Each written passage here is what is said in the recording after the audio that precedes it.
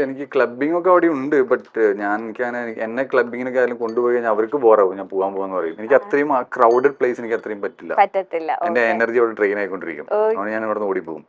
അതിനുള്ള വീട്ടിലിരിക്കുന്നില്ല. എങ്ങനെ ഈ D4 ഡാൻസിലേക്ക് എങ്ങനെയാ വന്നത്? പെട്ടെന്ന് നമ്മുടെ ഒരു മനസ്സിലുള്ള രാഹുൽ രവി അങ്ങനെ ആങ്കർ ചെയ്യുന്നൊന്നും നമുക്ക് അറിയത്തില്ല. എനിക്ക് തന്നെ അറിയില്ലായിരുന്നു. പക്ഷെ അത് ഞാനൊരു ചാലഞ്ച് എടുത്താണ്. ഞാനൊരു എന്താ പറയാ, ഒരു ചലഞ്ചാണോ D4. എനിക്ക് ചെയ്യാൻ തോന്നുന്നു.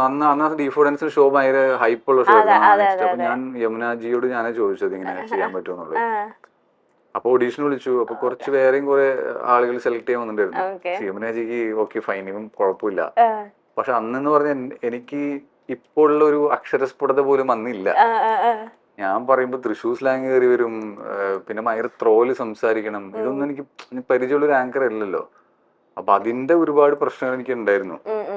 പിന്നെ അതൊരു നോർമൽ ഒരു ഒഫീഷ്യൽ ഒരു അങ്ങനെ ഒരു ആങ്കറിങ് അല്ലല്ലോ. അത് വായിത്തുനിന്ന് വിളിച്ച് പറയണം. പിന്നെ അത് എന്നെയാണ് ഏൽപ്പിച്ചതും. ഞാനാണ് എനർജി കൊണ്ടുവരുന്നത്. എനിക്ക് എനർജി ഇല്ല, ഞാൻ പിന്നോട് കൊണ്ടുവരാനാണ്.